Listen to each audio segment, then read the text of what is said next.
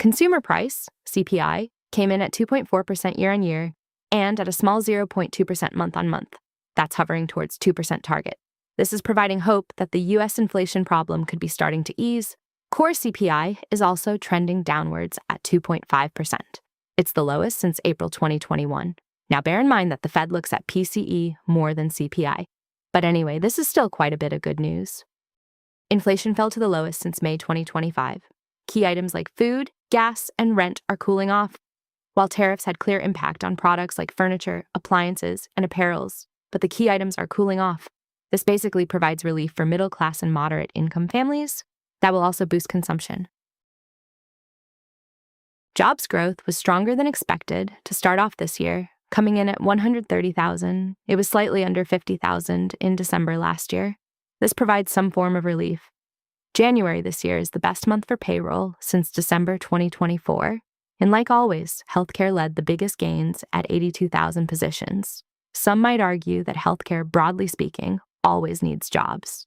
While the overall is good news, but some might say that it'll be even better when you see more private sectors, like tech and financials, start to hire more. On to unemployment. It dropped to 0.1%, lending at 4.3% now. So even though the job market is largely frozen, it's stabilizing. The 130,000 gains in January are enough to stabilize the market for the time being. Hourly earnings increased at 3.7%. It's decently above the 2.5% inflation rate. So now, tying everything up, it's still a solid data point which pushes the story towards a robust economic growth and supporting consumer spending. So lastly, the talk about interest rate cut. Very likely it'll happen after mid-year. Sometime around June, July, there will be an 83% probability for rate cut, and the new Fed chair will be announced before that. Let's look at the U.S. government budget deficit. January's deficit is much smaller than a year ago, thanks to the strong tariffs collection. From tariffs, they collected a total of $30 billion, which puts it at a 304% year-on-year jump. Basically, the chart on the right shows that the government's income is mostly lower than the amount that they spent. The tariffs reduced the deficit quite a fair bit. It's down about 26%. The whole point of Trump pulling his tariff strategies is to increase government revenues. Over the course of 2025, gold prices jumped about 66%. The main reasons are geopolitical tensions, unpredictable trade policies, and concerns about the independence of Federal Reserve. So being a natural safe haven, investors turned to gold for hedging. But at the end of January this year, gold prices slipped about 10%. But nonetheless, it's viewed as a correction, then a spark of bear market. The main reason for that sell-off is the nomination of Kevin Warsh as the next Fed chair. But then gold prices very quickly recovered. So next, many market watchers continue to see upside for gold prices. Let's look at the picture at the right. You'll see the breakdown of gold across the world. T stands for trillion. The biggest one is in jewelry. And then, a lot of people are holding it in bars and coins. Central banks definitely hold a lot of gold. And then industrial uses like some semiconductors require gold. Then, let's look at reserves underground. Ultimately, the reserves amount will start to drop. This will provide a support for the prices in the long term.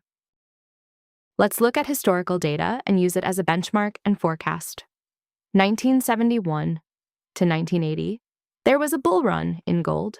It jumped from $35 per ounce to $835 per ounce. Throughout this period, gold prices fell many times. The longest correction lasted 105 days, and the sharpest decline was 19.4%. So the recent 10% drop is considered half of it. And put it this way, during then, these numbers, the jewelry, bars, central bank, and industrial users weren't that high. So viewing in today's lens, with this kind of numbers, the likelihood of prices dropping close to 20% is rather low. Another bull run occurred during early 2000s to 2011. There were 5 price corrections, leading to a decline of 16%. There are many factors that currently support gold prices. The biggest one is the persistence of central banks' demand. That's an important driver. On the right, since 2020 to 2025, you see the changes in central banks' gold holdings of the respective countries. China bought a lot of gold. Poland, Turkey, India, Brazil, and so on. And the ones below are those who sold. So having central banks buying more, this will support the price in the long term. Looking at the photo at the right, this shows the value of gold that respective central banks hold.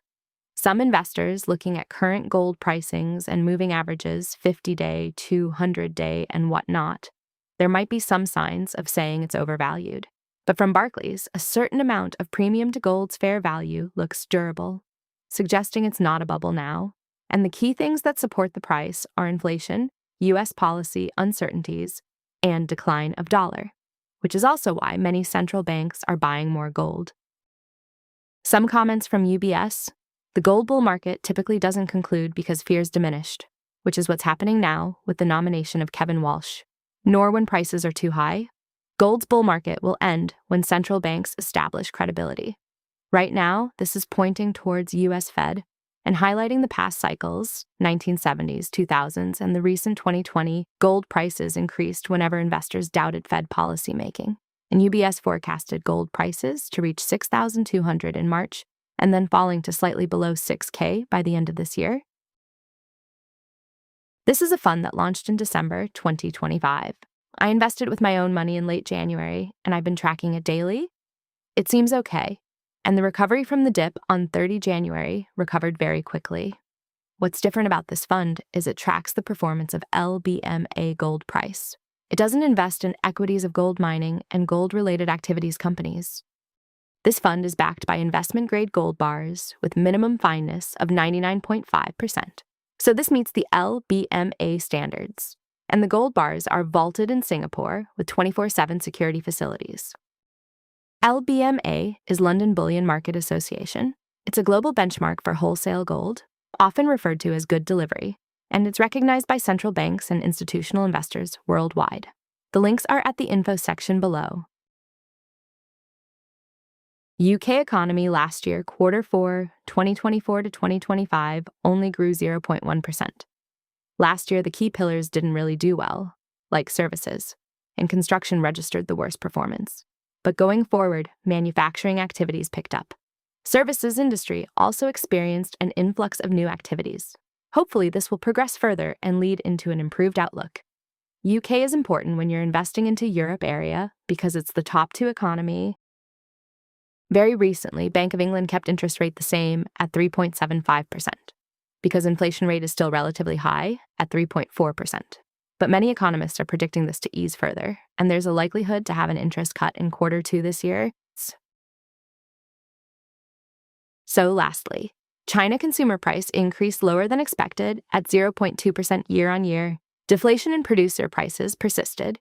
It dropped 1.4% year-on-year, slightly lesser than December's close to 2% drop. This deflation has been going on for more than 3 years, hurting manufacturers' profitability. The biggest reasons are low consumption, low consumer confidence, and disruptions stemming from U.S. trade policies. But not all is bad. This recent data is distorted by Lunar New Year, which falls mid-February. It makes more sense to treat January and February as a combined reading. So next, People's Bank of China reiterated that they'll implement looser monetary policies and will issue the full details sometime in March this year.